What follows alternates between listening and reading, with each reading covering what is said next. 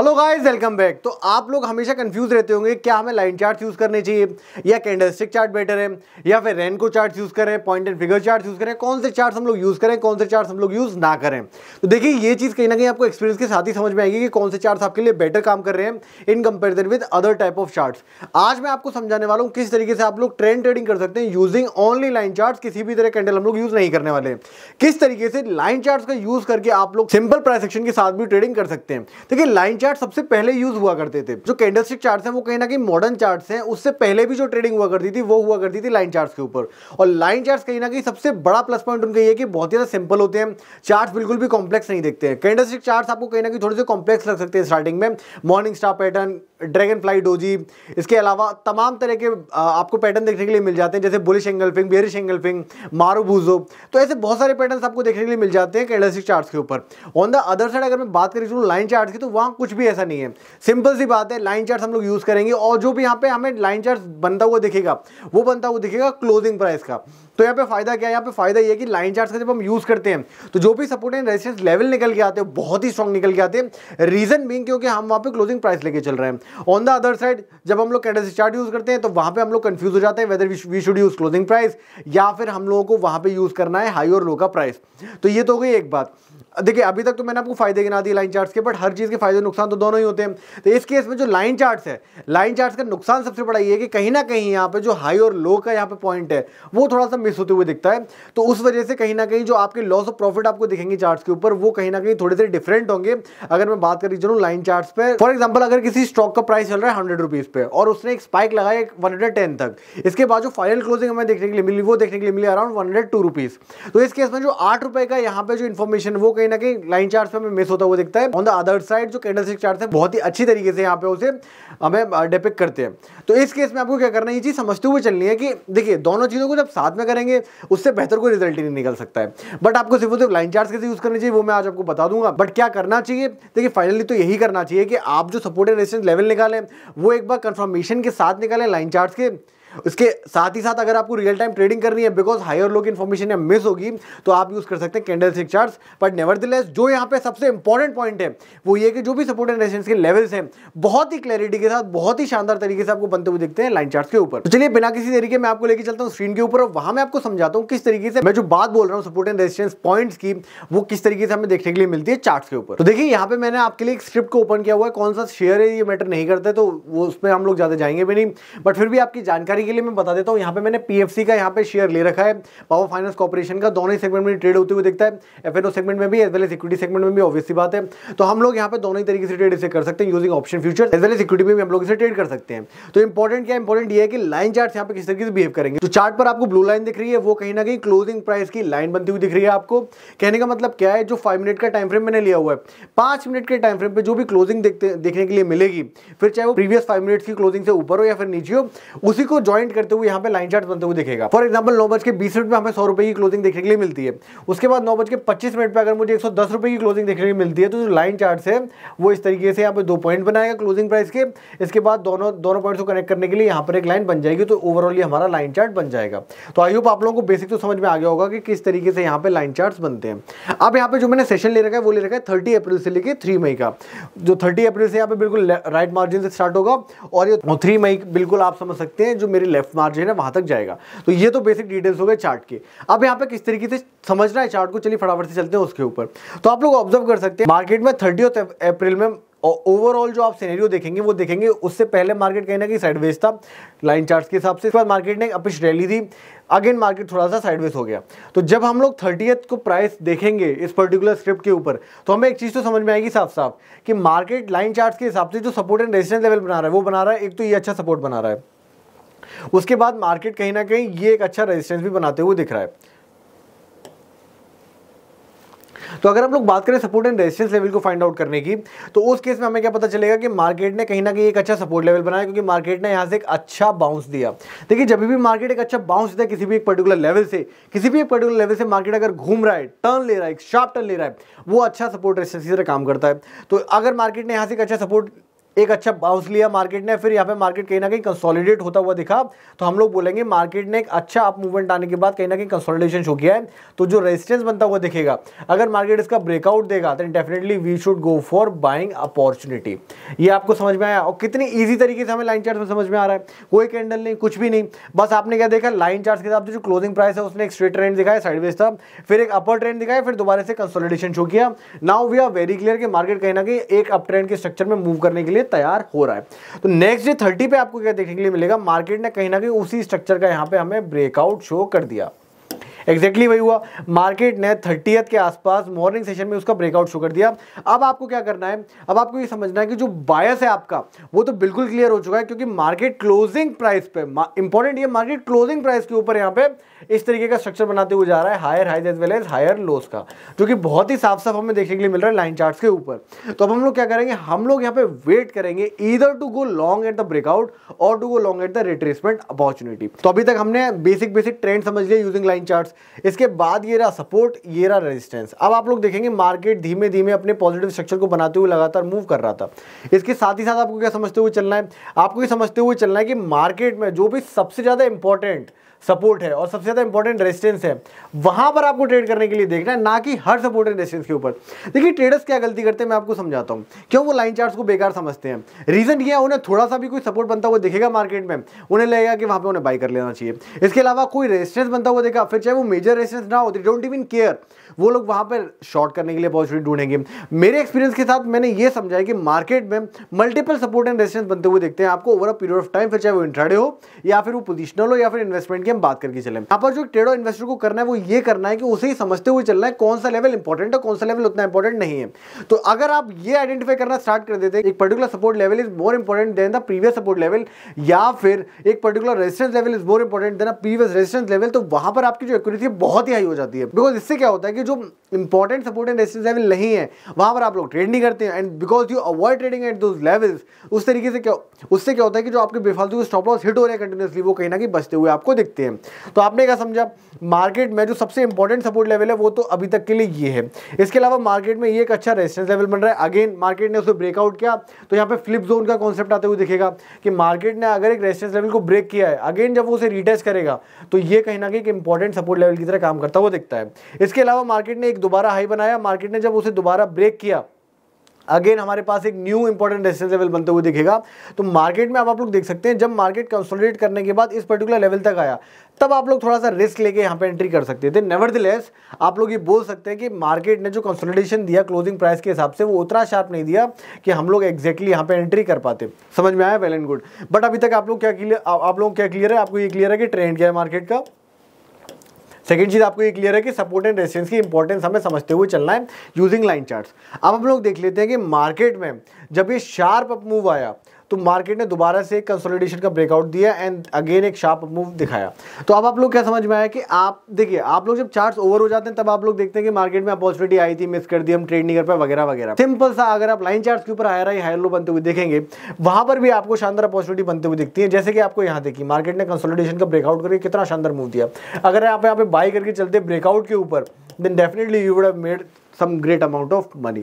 तो I hope आप लोगों को समझ में तो आ रहा होगा किस तरीके से यहाँ पे सपोर्ट एंड रेजिस्टेंस बनते हुए दिखते हैं। अगर मैं लाइन चार्ट्स की बात करते हुए चलूं, अब देखिए मार्केट ने यहाँ पे एक शार्प अप मूव दिया। इसके साथ ही साथ आपको समझते हुए चलना है, अगर मार्केट ने एक अप मूव दिया, बहुत ही शार्प अप मूव दिया, ऑलमोस्ट परपेंडिकुलर मूव दे दिया, तो इस केस में आपको क्या समझना है, इस केस में आपको ये समझना है कि मार्केट जब इस तरीके का मूव देता है तब वो थोड़ी देर के लिए शांत हो सकता है, थोड़ी देर के लिए हो सकता है वो ट्रेड कंसोलिडेशन में चला जाए या फिर वो थोड़ा सा रिट्रेसमेंट करे, तब आपको हड़बड़ी करके एंट्री नहीं करनी है। ये सारे पॉइंट्स मैं आपको जो बताते रहता हूँ, ये ऐसा नहीं है कि ये सारे बेकार के पॉइंट्स हैं, ये सारे पॉइंट्स पर ही ट्रेडिंग होती है। ये सारे पॉइंट्स आपको नोट करते हुए चलना है, तभी आप एक अच्छे ट्रेडर बन पाएंगे। तो मार्केट ने एक अच्छा यहाँ पे अप मूव दिया, इसके बाद अब आप लोग वेट करेंगे, let the market retrace back, पहले वो रिट्रेसमेंट दे हमारे इंपॉर्टेंट लेवल तक आ जाए, तब हम लोग डिसाइड करेंगे वेदर वी शुड बाय और whether we should not buy. तो इसके बाद आप लोगों ने क्या देखा, मार्केट ने एक अच्छा मूव दिया, अगेन ये एक इंपॉर्टेंट सपोर्ट लेवल था। अब आप लोग देखिएगा मार्केट ने एक डाउनफॉल दिया, फिर एक कंसोलिडेशन दिया। जैसा कि मैंने बताया, जब तक आपके लेवल तक मार्केट नहीं आता यू शुड अवॉइड एंटरिंग। तो यहाँ पे जो इंपॉर्टेंट सपोर्ट लेवल था, यहाँ पर जो इंपॉर्टेंट रेजिस्टेंस लेवल था, मार्केट ने उसको ब्रेकआउट देखी, जब दोबारा यहाँ पे आपको एक रिटेस्ट करते हुए देखा। और आपको एक और चीज यहाँ पे समझ में आएगी कि मार्केट ने जब यहाँ पे रिटेस्ट किया तो मार्केट ने ऑलमोस्ट स्प्रिंग एक्शन शो किया है। स्प्रिंग एक्शन यहाँ पे मार्केट ने शो किया। ये क्लासिकल वाइकॉफ थ्योरी का कहीं ना कहीं आपको पार्ट देखने के लिए मिलता है, जहाँ पे वाइकॉफ ये कहते हैं कि मार्केट को अगर एक अच्छा मूव देना है तो पहले वो शेक ऑफ करेगा, एक स्प्रिंग एक्शन शो करेगा, उसके बाद एक अच्छा मूव देगा। कहने का मतलब अगर मार्केट एक अच्छे यहाँ पे सपोर्ट, देखिए मार्केट एक अच्छे यहाँ पे सपोर्ट लेवल में बना हुआ है, एक पूरी तरीके से कंसोलिडेट कर रहा है कि नहीं कर रहा है। अब यहाँ पे कोई भी बंदा क्या करेगा, एग्जैक्टली यहाँ पे सपोर्ट लेवल अपना मार्क कर लेगा। तो मार्केट में जो बड़े प्लेयर्स हैं उन्हें लिक्विडिटी अगर चाहिए, पोजीशन को मूव करना है, तो व्हाट दे डू इज कि पहले वो लोग स्टॉप लॉस हिट करेंगे, then they will move forward, उसके बाद वो लोग अपने प्राइस को ऊपर लेना स्टार्ट करेंगे। तो यहाँ पे पहले वो एक नीजर रिएक्शन देते हैं। अब आप लोगों को ये डेफिनेटली लगना स्टार्ट हो जाएगा जब इस तरीके का ब्रेकडाउन आएगा कि मार्केट में अब एक डाउन ट्रेंड स्टार्ट हो जाएगा, at least for the short term. But ऐसा बिल्कुल भी नहीं होगा, मार्केट दोबारा से अपनी रेंज में जाएगा, इनफैक्ट उसके बाद अपने ट्रेंड को रिज्यूम करते हुए शानदार अप मूव दिखाने वाला है। ये ओवरऑल जो प्राइस एक्शन आपको देखने के लिए मिलता है, जिसे हम बोल सकते हैं स्प्रिंग मूवमेंट। तो इस सिनेरियो को आप यहाँ पे एग्जैक्टली होते हुए देखेंगे। कहाँ होते हुए देखेंगे कि मार्केट में ये रहा अपना मेजर सपोर्ट लेवल, इसके बाद एक माइनर सपोर्ट लेवल यहाँ बनता हुआ दिखेगा आपको। माइनर सपोर्ट लेवल कौन होते हैं, जहां से आपको कोई अच्छा मूव देखने के लिए नहीं मिला है। तो यहाँ पर जो रेजिस्टेंस बना हुआ था, जब उसका ब्रेकआउट हुआ उसके बाद आप देख सकते हैं कितना शानदार मूव हमें देखने के लिए मिला। तो डेफिनेटली अगर मार्केट दोबारा इस पर्टिकुलर लेवल पे आएगा तो वो एक इंपॉर्टेंट लेवल हो जाता है। इसलिए जब आप लोग देखेंगे यहाँ जो माइनर सपोर्ट लेवल है, मार्केट ने जब इसे शेक ऑफ किया, मार्केट ने यहाँ पे ब्रेकडाउन दिया, अगेन मार्केट दोबारा से ऊपर चलने के लिए चालू हो गया। और ये जो पूरा मूव आया कहीं ना कहीं हमारा जो रेजिस्टेंस लेवल है उसे टच करने के लिए आ रहा था, एंड अगेन वो दोबारा से बाउंस बैक कर गया। यहाँ से आपको क्या समझ में आता है, यहाँ से आपको ये समझ में आता है कि मार्केट जब अपने इंपॉर्टेंट सपोर्ट लेवल के आसपास आ रहा है और वहां पर आपको कोई स्प्रिंग एक्शन शो हो जाता है, तो आपके लिए डबल कंफर्मेशन है, बहुत ही शानदार कंफर्मेशन है कि मार्केट अब अपने ट्रेंड को रिज्यूम कर सकता है और शानदार मोमेंटम शो कर सकता है। इस पर्टिकुलर स्प्रिंग सेक्शन के बाद आपने क्या देखा, आपने देखा मार्केट ने क्या शानदार यहाँ पे अप मूव दिया, जो करंट डे हाई है उसे भी मार्केट ने ब्रेक करने की ट्राई करी। और वहां पे अगर आप लोग ट्रेड और स्प्रिंग एक्शन पे अगर आप लोग ट्रेड करते डेफिनेटली आपको अच्छे प्रॉफिट्स रियलाइज हो रहे होते। तो अभी तक आप लोगों को क्या समझ में आ रहा है, अभी तक आप लोगों को ये समझ में आ रहा है कि लाइन चार्ट्स को लेके आप लोग समझ सकते हैं चीजों को। लाइन चार्ट्स को लेके आप लोगों के पास लेवल्स अच्छे आ जाते हैं, आपको ट्रेंड की क्लैरिटी मिल जाती है, ठीक है। ये दो बहुत ही इंपॉर्टेंट चीज आपके पास आ जाती है। अब अगर आपसे बोला जाए कि आपको रियल टाइम में ट्रेडिंग करनी है, रियल टाइम में ट्रेडिंग करनी है, तो क्या ये पॉसिबल है लाइन चार्ट्स के साथ? देखिए मैं आपको वही चीज तो बता रहा था स्टार्टिंग में कि अगर आप लोगों को रियल टाइम ट्रेडिंग करनी है तो लाइन चार्ट्स का आप यूज करिए, डेफिनेटली यूज करिए, आपको करना ही चाहिए। बट बिकॉज यहाँ पे OHLC में से सिर्फ आपको क्लोज मिल रहा है लाइन चार्ट्स, मतलब क्लोजिंग बेसिस पे ही आपको चार्ट्स बनते हुए दिख रहे हैं। तो जो ओपन हाई और लो है ये कहीं ना कहीं मिस होते हुए दिख रहा है आपको। तो ये चीज आपको कैंडल में देखने के लिए मिलेगी। बट कैंडल क्योंकि बहुत ही ज्यादा डिफरेंट पैटर्न आपको पता चल जाते हैं, तो आप कहीं ना कहीं कंफ्यूज होना स्टार्ट हो जाते हैं, कौन सा लेवल इंपॉर्टेंट है, कौन सा लेवल इंपॉर्टेंट नहीं है। तो जो नॉइस है, नॉइस को अगर आपको रियल टाइम में फिल्टर करना है, बेस्ट तरीका, सिंपलेस्ट तरीका है लाइन चार्ट। अब आपको समझ में आ रहा हो किस तरीके से आपको लाइन चार्ट्स को यूज करना है, but in combination of candlestick charts. सिर्फ और सिर्फ लाइन चार्ट्स को यूज करना है, कोई खास फायदा नहीं है ना। आप खुद देखिए कि जब आपके पास ओपन और high as well as low का डेटा ही नहीं है तो आप कैसे इन्फॉर्म डिसीजन बना पाएंगे। ऑन द अदर साइड अगर आपके पास ओपन हाई लो का डेटा है with strong support and resistance levels as well as confirmation of the trend, then definitely आप बहुत अच्छी ट्रेडिंग डिसीजन बना सकते हैं। इसके बाद आप लोग देखिए मार्केट ने क्या शानदार अप मूव दिया। अगेन मैं आपको दोबारा से स्प्रिंग एक्शन का एग्जांपल दिखाता हूं। देखिए ये सारी चीजें ना आपको लाइन चार्ट्स पे होते हुए बहुत अच्छी तरीके से दिख जाती हैं। स्प्रिंग एक्शन हो गया, या फिर आप बोल लीजिए जब मार्केट अपने आप को ओवरबॉट या ओवरसोल्ड जोन में लेके जाता है, जिसे हम बोलते हैं क्लाइमैक्सिंग एक्शन। तो ये सारी चीजें आपको लाइन चार्ट्स पे बहुत अच्छी तरीके से होते हुए दिखती हैं। देखिए इतना शार्प मूव आया, ये कहीं ना कहीं मार्केट यहाँ पे क्लाइमैक्स हो रहा है। अगर मार्केट यहाँ पे क्लाइमैक्स हो रहा है तो देखिए क्लाइमैक्स का मतलब ये नहीं होता कि मार्केट एग्जैक्टली फॉल ही कर जाएगा। ये कहीं ना कहीं लोगों को लगता है कि मार्केट अगर क्लाइमैक्स कर रहा है तो एग्जैक्टली वहां से करेक्ट होने वाला है। ऐसा बिल्कुल भी नहीं है। मेरा मानना ये है अगर मार्केट क्लाइमैक्स कर रहा है तो for the time being at least market sideways तो होगा ही होगा, करेक्ट नहीं होगा तो इट इज एडवाइजेबल कि आप क्लाइमैक्स में शॉर्ट मत करिए, बट एटलीस्ट अपने लॉन्ग्स को बुक तो कर लीजिए। ये मेरी यहाँ पे थ्योरी है। देखिए अब आप लोग किस तरीके से अपनी अपॉर्चुनिटीज को आइडेंटिफाई करते हैं। आप लोगों को डाउट होते हैं कि इंट्राडे में कहाँ ट्रेड करें, कैसे ट्रेड करें, कौन सी अपॉर्चुनिटी को ट्रेड करें। तो आप लोग अगर प्रीवियस इंट्राडे सेशन को देखते हैं, शानदार यहाँ पे आपको स्ट्रक्चर बनते हुए दिख रहा है, क्लियर ट्रेंड दिख रहा है, क्लियर ट्रेंड आपको दिख रहा है लाइन चार्ट्स के ऊपर। तो उस केस में आपके पास ये इंपॉर्टेंट रेजिस्टेंस लेवल है। अब जब मार्केट ने ऐसे क्लोज किया, अब जब मार्केट इस लेवल को यहाँ पे ब्रेकआउट कर रहा था, तब डेफिनेटली आप लोग यहाँ पे एंटर कर सकते थे अगर आपको अपॉर्चुनिटी मिलती। देखिए ये मैंने क्यों बोला हो सकता है, क्योंकि हम लोग मॉर्निंग की बात कर रहे हैं, मे बी मार्केट यहाँ पे ओपन ही गैप अप हुआ था तो आपको अपॉर्चुनिटी ही नहीं मिलती। ठीक है, हो सकता है कि मार्केट ने यहाँ पे बहुत सडन मूवमेंट दे दिया तब भी आपको अपॉर्चुनिटी नहीं मिलती। बट एक चीज जो आपको यहाँ पे समझ में आती है वो ये आती है कि मूव तो पूरा ही है ना, मूव तो पूरा ही पूरा है। तो अगर आपकी अपॉर्चुनिटी मिस हो गई ड्यू टू गैप अप या फिर बहुत वोलेटाइल मोमेंटम, आपको यहाँ जाके ट्रेड नहीं करना है। ये चीज आपको समझ में आनी चाहिए। यही चीज आप लोग मिस करते हैं। यहाँ क्यों नहीं ट्रेड करना है? क्योंकि जो इंपॉर्टेंट लेवल थे यार वो तो ऑलरेडी मार्केट ब्रेक करके अपना मूव दे चुका है। तो जो लोग यहाँ पे बाई करके बैठे थे, यहाँ पे उन्होंने बाई किया या कुछ भी किया किसी ने, उनके तो प्रॉफिट्स के टारगेट भी आ गए यार, उनके तो प्रॉफिट्स के टारगेट भी आ चुके हैं। और जब उनके प्रॉफिट के टारगेट आ रहे हैं तब आप लोग एंट्री करने की बात कर रहे हैं, तो कैसे प्रॉफिट बनेगा आपका? मतलब आप सोचिए, आप लोग जब बाई कर रहे हैं तब वो सेल करके प्रॉफिट बना के निकल रहे हैं, तो आप लोग तो लेट हो गए ना। अब लेट हो गए का मतलब आप लोग ट्रेडिंग नहीं कर सकते? डेफिनेटली कर सकते हैं भाई। आप लोग क्या कर सकते हैं, आप लोग नेक्स्ट अपॉर्चुनिटी का वेट करिए, नेक्स्ट अपॉर्चुनिटी आने दीजिए। देखिए मार्केट तो सबका है ना, किसी ने खरीद थोड़ी लिया मार्केट, किसी के इकलौते का तो मार्केट है नहीं। आप नेक्स्ट अपॉर्चुनिटी का वेट करिए। बिलीव मी, जिस दिन आप लोग नेक्स्ट अपॉर्चुनिटी का वेट करना स्टार्ट कर देंगे, you will be a great trader. आप ऐसा कोई प्रोफेशन नहीं है जिसे मात नहीं दे सकते। सिर्फ और सिर्फ आपको ये करना है कि आपको नेक्स्ट अपॉर्चुनिटी का वेट करना है, आपको हड़बड़ी नहीं करनी है। अदरवाइज आप लोग हड़बड़ी करेंगे तो डेफिनेटली आपका लॉस ही होने वाला है। तो आपने देखा कि मार्केट में एक अच्छा मूव आया, इसके बाद मार्केट ने क्या शानदार कंसोलिडेशन किया पूरे इंट्राडे सेशन में। बट जैसा कि मैं आपको बता रहा था, around the late session market ने अगेन एक स्प्रिंग मूवमेंट शो किया। क्या शो किया? Spring movement. देखिए मार्केट अगर स्ट्रॉन्ग अप ट्रेंड में है ना, तो वो स्प्रिंग मूवमेंट लगातार शो करता रहता है। ये मार्केट की खासियत है।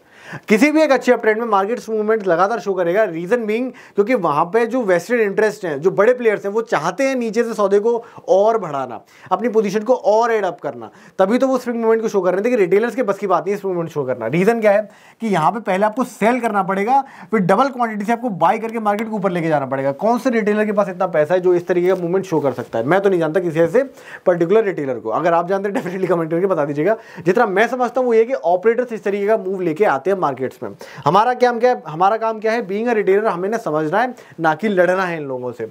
तो मार्केट ने एक अपने सपोर्ट जोन को यहाँ पे ब्रेक डाउन किया। जब उसने ब्रेक डाउन किया तो वो दोबारा से अपने एक प्रॉपर सपोर्ट जोन के आसपास आया। उसके बाद मार्केट ने कंसोलिडेशन किया, देन अगेन अपना मूव स्टार्ट कर दिया मार्केट ने। अब यहाँ पर आप लोग बोलेंगे कि सर यहाँ पे एग्जैक्टली एंट्री कैसे बनेगी? अब आप लोग के पास देखिए लेवल तो आ गया, क्योंकि मार्केट ने यहाँ पे एक शानदार अप मूव का क्लोज दिया था। ये भी लेवल इंपॉर्टेंट होते हैं, एक बड़ा अप मूव, एक बड़ा डाउन मूव। ये जो क्लोजिंग प्राइस आपको मिल रहे हैं, देखिए यहाँ से तो मार्केट चलेगा तो ये क्लोजिंग प्राइस, यहाँ से मार्केट चला तो ये क्लोजिंग प्राइस। दोनों ही जो क्लोजिंग प्राइस है ये important support as well as resistance zone की तरह काम करते हैं। ये भी एक पॉइंट आप लोग नोट कर सकते हैं डायरी में। आपको कहीं ये कोई नहीं बताएगा, पूरे इंटरनेट पे आपको कोई इस तरीके से नहीं समझाएगा कि आपके लिए कौन सी क्लोज इंपॉर्टेंट है, कौन सी क्लोज इंपॉर्टेंट नहीं है। ये मैं आपको अपने एक्सपीरियंस के साथ इतनी इंपॉर्टेंट चीज़ें बता रहा हूँ, वो भी बिल्कुल फ्री ऑफ कॉस्ट में। हो सकता है आप लोग अभी वैल्यू ना करें इसकी, बट जब आप लोग सीख लेंगे ना, तब आपको याद आएगा कि सर ने बताया था और वो चीज़ बहुत ही अच्छी तरीके से काम करती है।